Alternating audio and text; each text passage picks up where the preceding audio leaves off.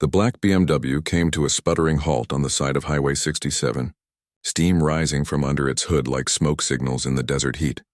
Dr. Harrison Whitfield slammed his palm against the steering wheel and let out a frustrated sigh.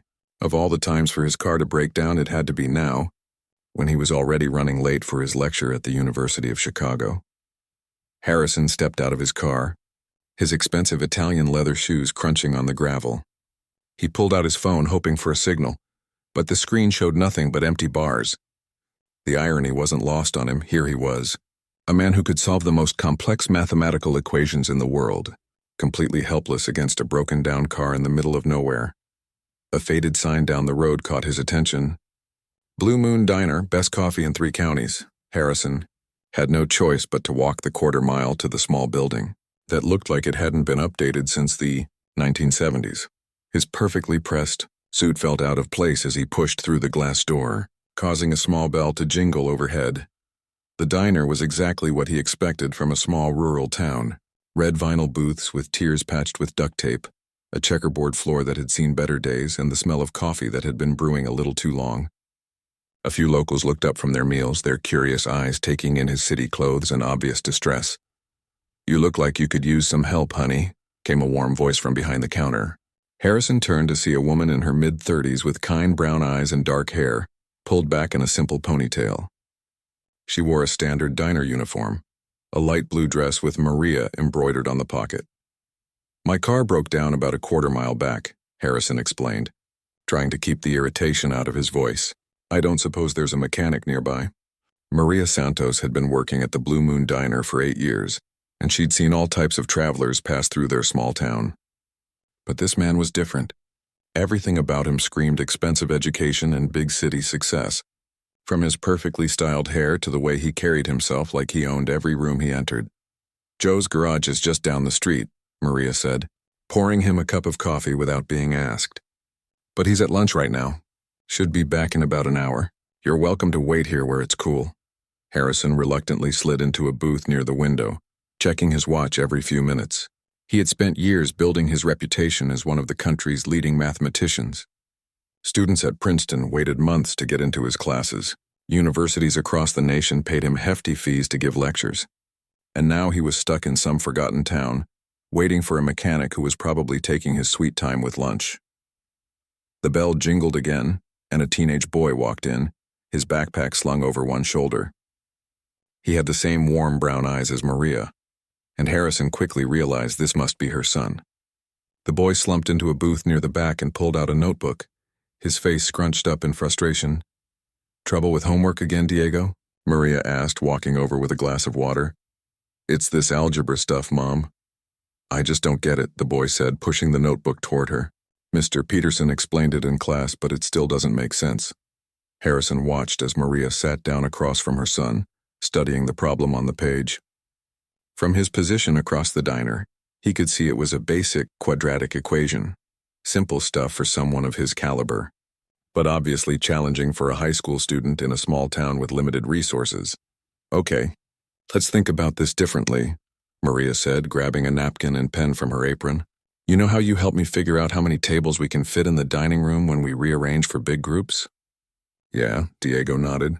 "This is kind of like that.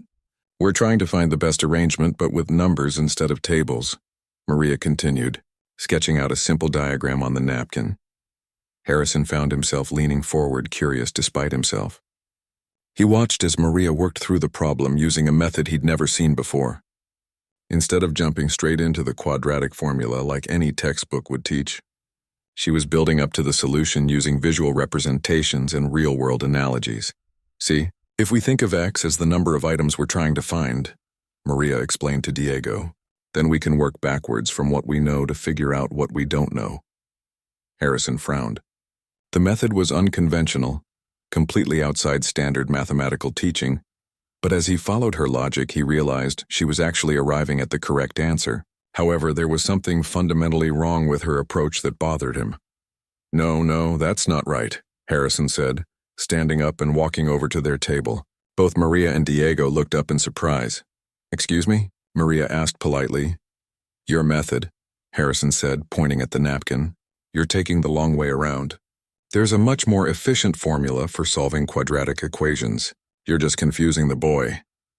Maria's cheeks flushed slightly, but she kept her voice calm. I was just trying to help him understand it in a way that makes sense to him. Understanding comes from learning the proper methods, Harrison replied, his professor voice automatically taking over. May I? He gestured toward the napkin. Maria hesitated for a moment, then slid the napkin across the table.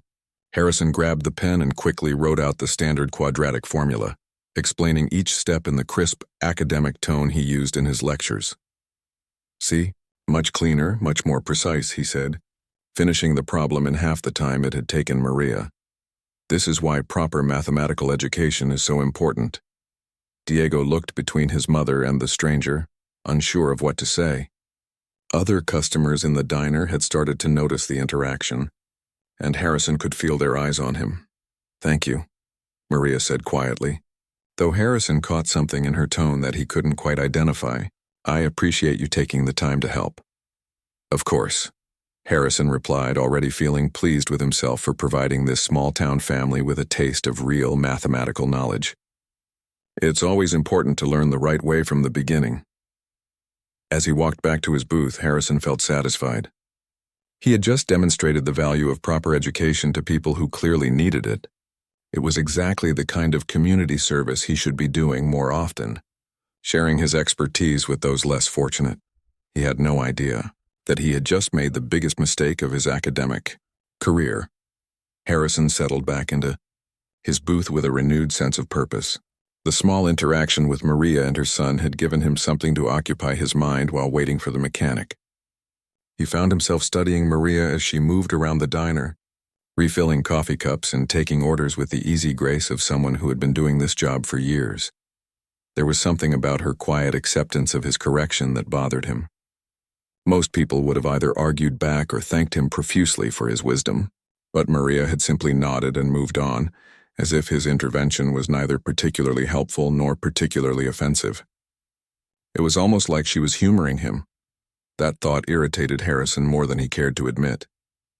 Here he was, a Princeton professor with 2 PhD degrees and publications in the most prestigious mathematical journals in the world, and this small-town waitress was treating his expertise like it was no big deal. Excuse me, Harrison called out as Maria passed by his table with a coffee pot. Could I speak with you for a moment? Maria paused, glancing around the diner to make sure her other customers were taken care of. Sure, what can I do for you? I was thinking about your son's homework situation, Harrison said, gesturing for her to sit across from him. I realize that math education in smaller communities can be limited. I thought perhaps I could help you understand some basic concepts that might help you assist him better in the future. The condescending tone in his voice was subtle but unmistakable. Maria recognized it immediately. She'd heard it from bank managers, school administrators, and countless others over the years who assumed that her circumstances defined her intelligence. That's very kind of you, Maria replied, sliding into the booth. What did you have in mind? Harrison pulled out his tablet and opened up a note-taking app. Let's start with something simple. Basic algebra concepts that build on what your son was working on. He quickly sketched out a linear equation. Can you solve for x? Maria looked at the problem for barely 3 seconds before writing down the answer. X equals 7. Good, Harrison said, though he was slightly surprised by how quickly she'd solved it. Let's try something a bit more challenging.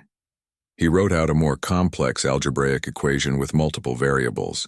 Again, Maria solved it almost immediately, her pen moving across the napkin with confident strokes. Harrison's eyebrows rose slightly, but he convinced himself it was just lucky guessing. Impressive, he said, though his tone suggested it was anything but. But let's move beyond simple algebra. Real mathematics requires understanding calculus. He wrote out a basic derivative problem, the kind he might give to first-year university students. By now, Diego had finished his homework and was watching the interaction between his mother and the stranger with growing interest. He'd seen his mom help him with math countless times, but he'd never seen anyone else test her knowledge like this. Maria studied the calculus problem for a moment longer than the previous ones. Harrison smiled, thinking he'd finally found her limit. Then she picked up the pen and worked through the solution step by step, arriving at the correct answer with a method that was unconventional but mathematically sound. "How did you learn calculus?" Harrison asked, his professional curiosity now genuinely piqued. "I pick things up here and there," Maria replied vaguely. "Library books, educational programs on TV." Harrison felt a mix of skepticism and intrigue. Self-taught mathematics was possible, but rare, especially at this level. He decided to push a little harder. "Let me try one more. This time he wrote out a differential equation that would challenge even his undergraduate students. Word had started to spread around the diner that something interesting was happening at table 6. Old Pete from the hardware store had finished his coffee but remained in his booth, watching. Jenny, the cook, kept finding reasons to walk past their table. Even some folks from the street had wandered in, drawn by the unusual sight of the city slicker in his expensive suit, hunched over math problems with their beloved Maria.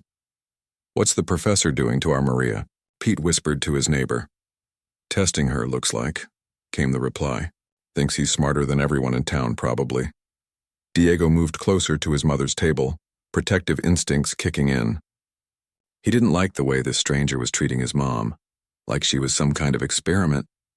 Maria approached the differential equation differently than Harrison expected. Instead of diving into the standard formulas he would teach his students, she seemed to visualize the problem, sketching out small diagrams and working through the logic in a way that looked almost intuitive.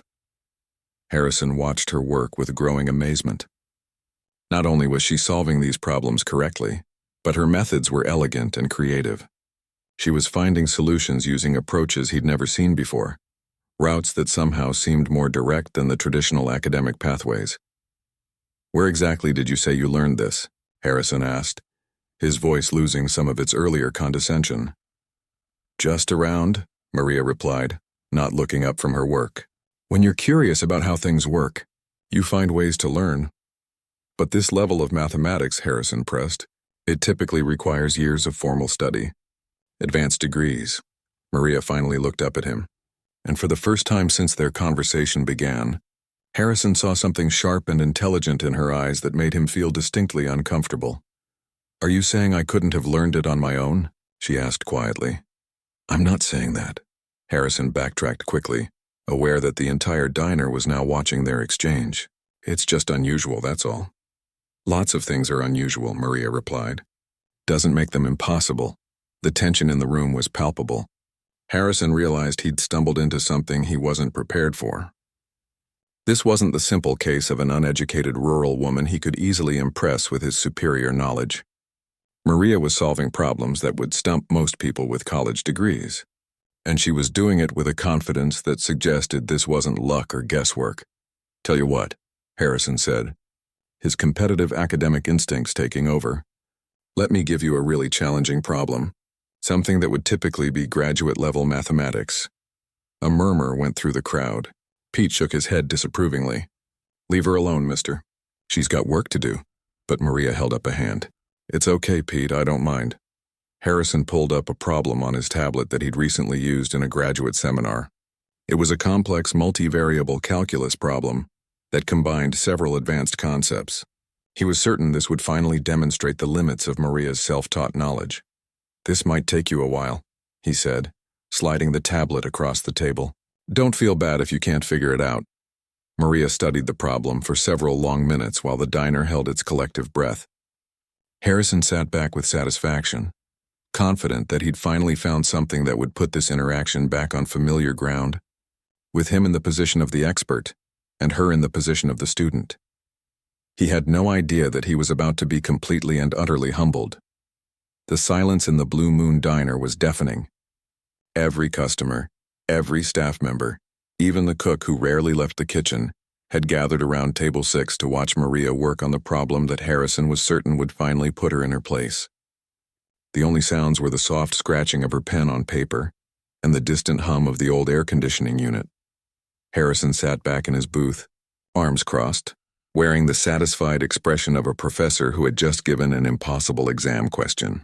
This problem had stumped some of his brightest graduate students at Princeton. It required advanced knowledge of multivariable calculus, complex analysis, and mathematical concepts that took most people years to master. Surely this small-town waitress, no matter how clever she seemed with basic math, would have to admit defeat. Maria's pen moved slowly at first as she read through the problem again. Her brow furrowed in concentration, but there was no panic in her expression, no sign that she was overwhelmed. Instead, she looked like someone trying to remember where they'd put their car keys, mildly puzzled but confident the answer would come. "Take your time," Harrison said with false kindness. "This is graduate-level mathematics. There's no shame in not being able to solve it." Diego shifted uncomfortably beside his mother. He'd seen that look on her face before, usually when she was figuring out complex scheduling for the diner or calculating inventory in her head. It was the same expression she wore when she helped him with homework problems that seemed impossible, until she made them simple. "Hush now," Pete whispered to Harrison. "Let her think." Maria began sketching on the napkin, but her approach was unlike anything Harrison had ever seen in his 20 years of teaching mathematics. Instead of diving into the complex formulas and standard procedures, she drew what looked like a simple diagram. Lines intersected at various points, forming patterns that seemed almost artistic rather than mathematical. "What is she doing?" Harrison muttered under his breath. Old Pete leaned forward, squinting at the napkin. "Same thing she always does. Makes the hard stuff look easy." As Maria continued working, something extraordinary began to happen. The seemingly random lines and curves on her napkin started forming a visual representation of the mathematical concept in the problem. She was literally drawing out the solution, turning abstract numbers and formulas into something she could see and understand. Harrison found himself leaning forward despite his skepticism. Her method was completely unconventional, but as he followed her logic, he realized she was actually solving the problem. Not only that, but she was doing it in a way that was somehow more elegant than the traditional approach he would have used. "I think I see what's happening here," Maria said quietly, her pen moving more confidently now. She began writing out equations, but instead of the standard formulas Harrison expected, she was creating her own mathematical pathway to the solution. The crowd around the table grew silent again, sensing something important was happening. Even Jenny the cook had set down her spatula to watch. Maria's approach was intuitive yet mathematically sound. She seemed to understand the underlying patterns and relationships in a way that went beyond memorized formulas. Where Harrison would have used complex calculus operations, Maria found shortcuts that made the problem simpler without sacrificing accuracy. "How is she doing that?" whispered one of the customers. Harrison was beginning to ask himself the same question. He watched in growing amazement as Maria worked through concepts that typically required extensive mathematical training.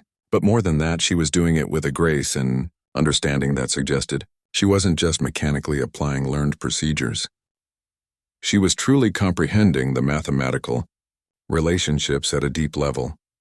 After 20 minutes of intense concentration, Maria set down her pen and slid the napkin across to Harrison. "I think this is right, but you'd know better than me." Harrison picked up the napkin with trembling hands. His eyes scanned the solution once, then twice, then a third time. The answer was not only correct, it was brilliant. Maria had found a path to the solution that was more direct and elegant than any he'd seen before, including the one he'd used when he first solved this problem for his research. "This is," Harrison began, then stopped, unsure how to continue. "Wrong?" Maria asked with a slight smile that suggested she knew better. "No," Harrison said, his voice barely above a whisper. "This is correct. Completely correct." A cheer went up from the crowd of townspeople. Pete slapped the table in satisfaction. "Course it's right. Our Maria doesn't make mistakes with numbers." But Harrison wasn't celebrating. He was staring at the napkin as if it contained secrets of the universe. In his academic world, mathematical genius was recognized through degrees, publications, and peer review. Yet here sat a woman who had never set foot in a graduate classroom, solving advanced mathematical problems with an intuition that couldn't be taught. "How?" Harrison asked, looking up at Maria with new eyes. "How did you learn to do this?" Maria shrugged, suddenly looking embarrassed by all the attention. "I've always been good with numbers. Patterns make sense to me." "But this level of mathematics," Harrison pressed, his earlier arrogance completely gone. "This isn't just being good with numbers. This is genuine mathematical insight." "Told you our Maria was special," Pete said proudly. "Been saying it for years." Harrison realized that everyone in the diner was looking at him with expressions ranging from amusement to outright hostility. He had walked into their community and tried to make one of their own feel small, only to discover that she possessed abilities that surpassed his own in some ways. "I've been solving problems like this since I was a kid," Maria explained, still modest despite her obvious brilliance. "I just never had a fancy name for it." "Since you were a kid?" Harrison repeated, his mind reeling. "But you said you learned from library books and TV programs." "I did," Maria confirmed. "But I was already interested in how numbers worked long before that. My teachers in school used to give me extra problems to keep me busy while the other kids caught up." The full weight of what Harrison had discovered was beginning to sink in. This wasn't just someone who happened to be good at math. This was a person with genuine mathematical genius who had been hidden away in a small town, using her extraordinary abilities to help customers calculate tips and her son with homework. "You could have been a mathematician," Harrison said, almost to himself. "You could have been anything." For the first time since their conversation began, a shadow crossed Maria's face. "Life doesn't always give you the choices you want," she said quietly. The silence that followed was different from before. Where earlier it had been charged with anticipation and competition, now it was heavy with understanding. Everyone in the diner knew Maria's story, knew the sacrifices she'd made and the dreams she'd set aside. Harrison looked around at the faces surrounding him and realized he had learned something far more valuable than any mathematical theorem. He had discovered that brilliance could be found anywhere. That genius didn't require permission from institutions or validation from universities, and he had nearly missed it entirely because of his own arrogance. The diner had grown quiet again, but this time it was a comfortable silence filled with respect rather than tension. Harrison sat staring at the napkin covered with Maria's elegant solution, his mind struggling to process what he'd just witnessed. Around him, the townspeople began to disperse back to their tables, but the energy in the room had completely changed. "I need to understand," Harrison said finally, looking up at Maria with genuine curiosity replacing his earlier arrogance. "How did someone with your abilities end up?" He gestured around the diner, then stopped himself, realizing how that might sound. "End up serving coffee and burgers?" Maria finished with a slight smile. "It's okay. I know how it looks." Pete, who had been about to return to his booth, paused and looked back at them. "You tell him, Maria. About time someone from the outside heard your story." Maria glanced around the diner at the faces of people who had become her extended family over the years. These were folks who knew her struggles, who had watched her grow from a scared teenager into the strong woman she was today. Their encouraging nods gave her the courage to share what she rarely talked about.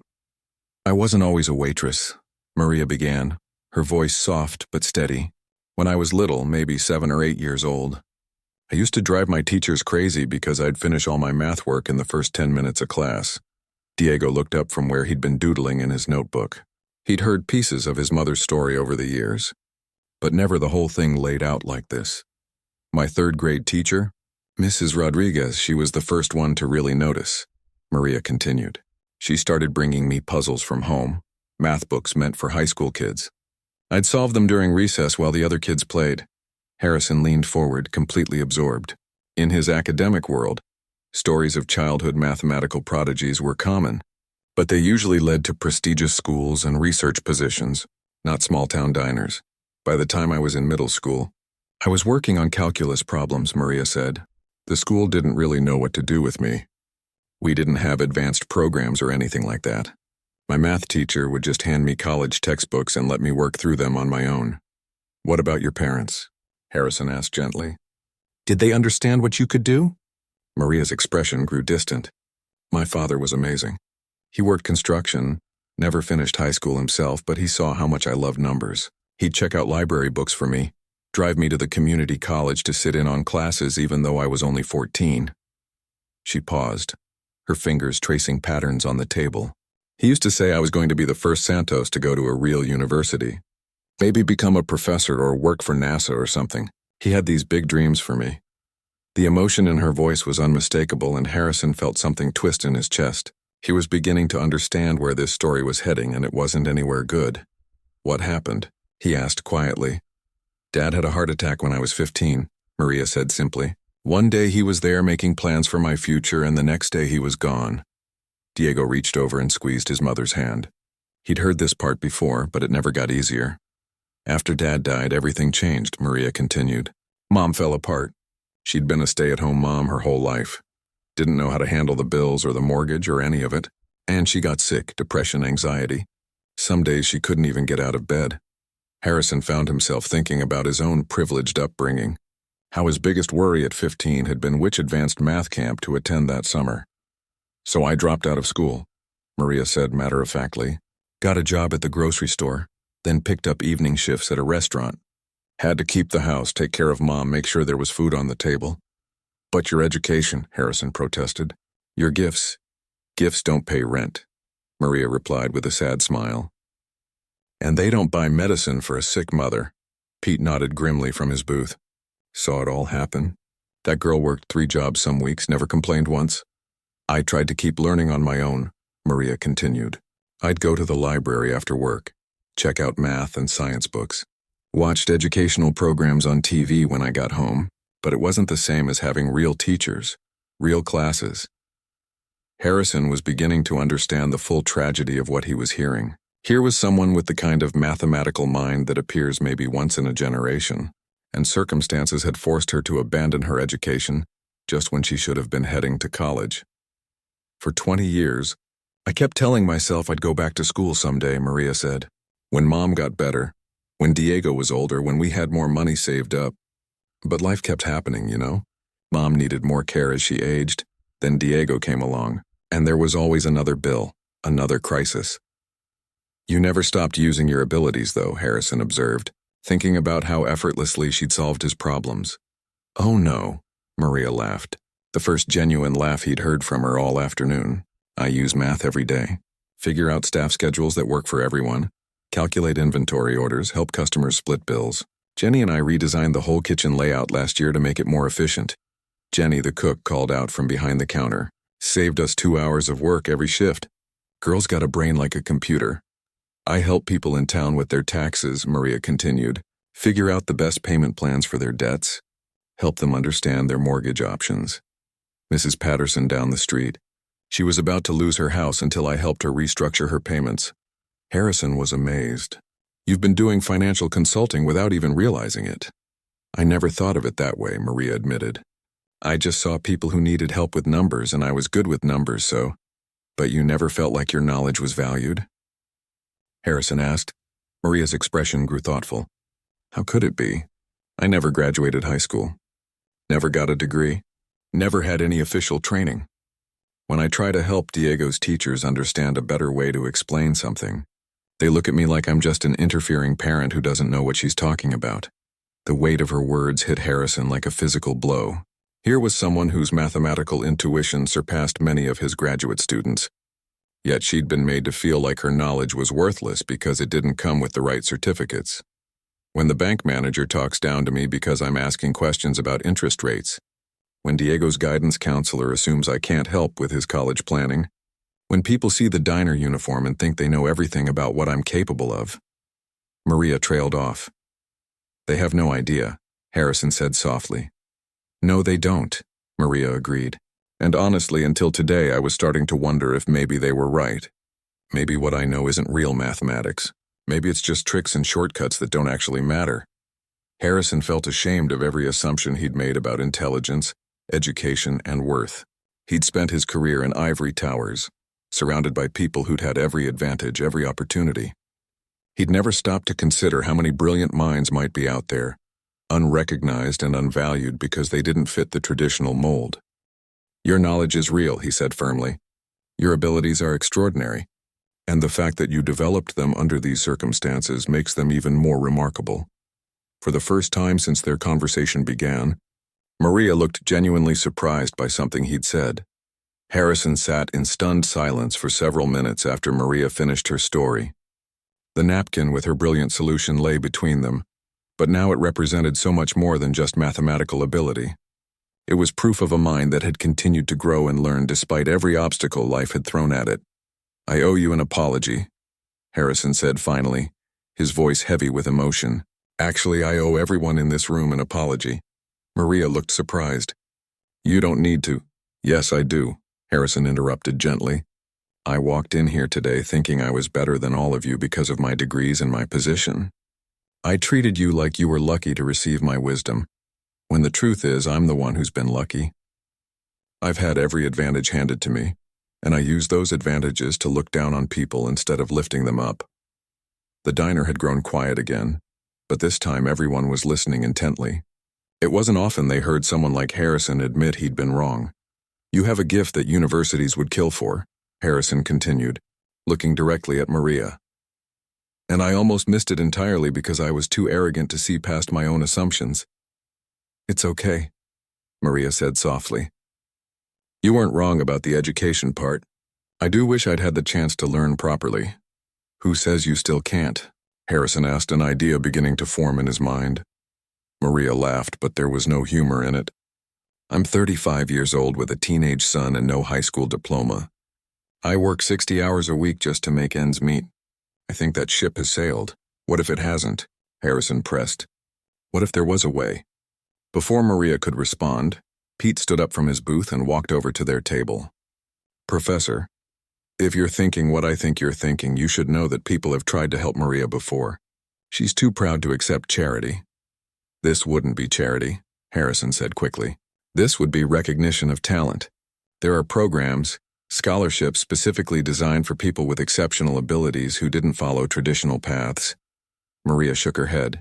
I appreciate the thought, but just hear me out, Harrison said. Please. I have connections at universities across the country. I could make some calls, see what options exist. No commitments, just information. Diego looked up from his notebook with sudden interest. Mom, you should listen to him. Sweetheart, it's complicated, Maria began. No, it's not, Diego said with the straightforward logic of a teenager. You're always telling me I can achieve anything if I work hard enough. Why doesn't that apply to you? The simplicity of his question hit everyone at the table. Maria had spent so many years convincing herself that her dreams were impossible, that she'd stopped believing they could ever become reality.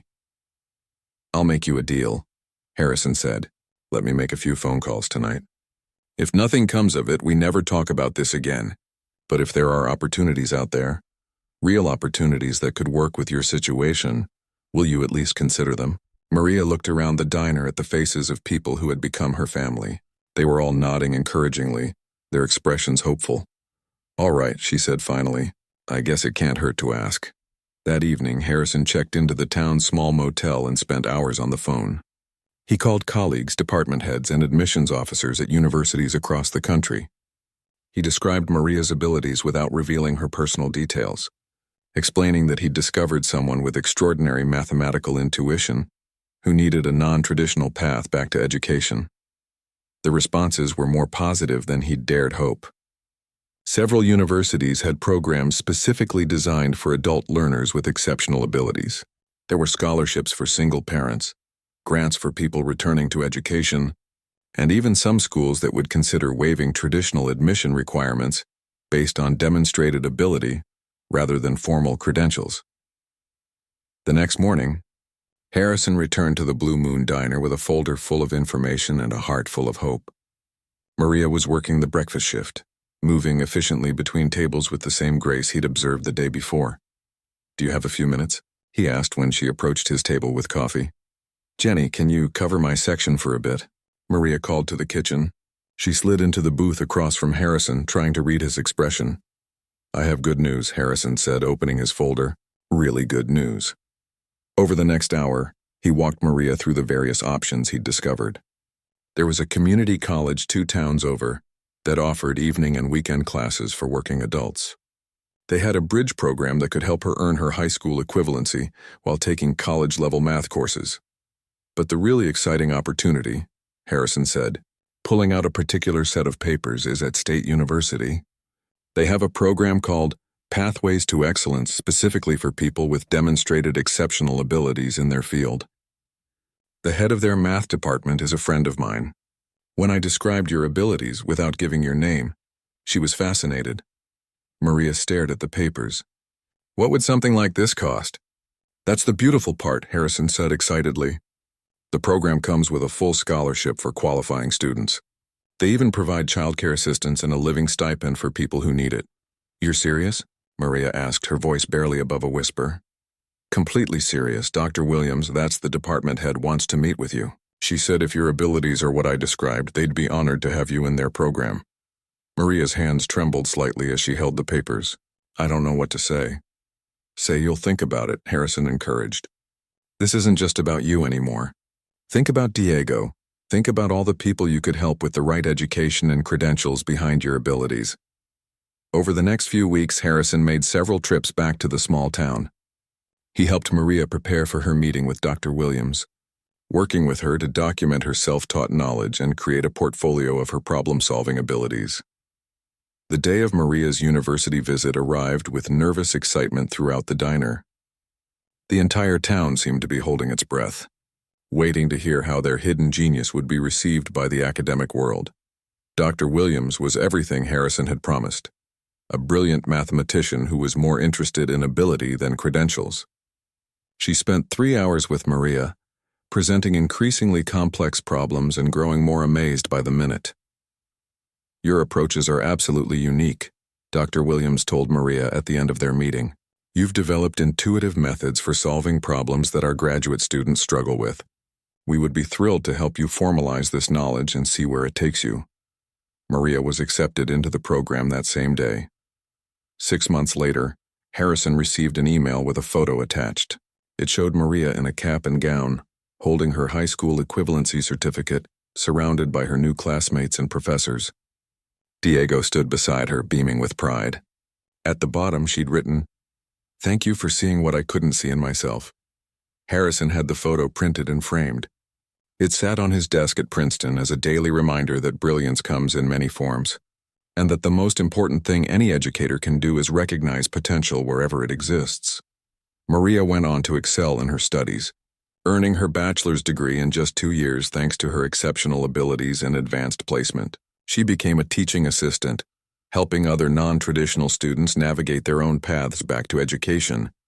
But perhaps most importantly, she learned to value her own knowledge and abilities. She discovered that intelligence isn't about where you learned something or what piece of paper says you know it. Intelligence is about understanding, creativity, and the ability to solve problems. All things she'd possessed all along. And Harrison? He changed too. He started advocating for programs that would identify and nurture talent in unexpected places. He began visiting rural schools, community centers, and adult education programs, looking for the hidden geniuses that society so often overlooks. The small town still talks about the day their Maria showed the big city professor that wisdom and brilliance can be found anywhere, if you're humble enough to look for it.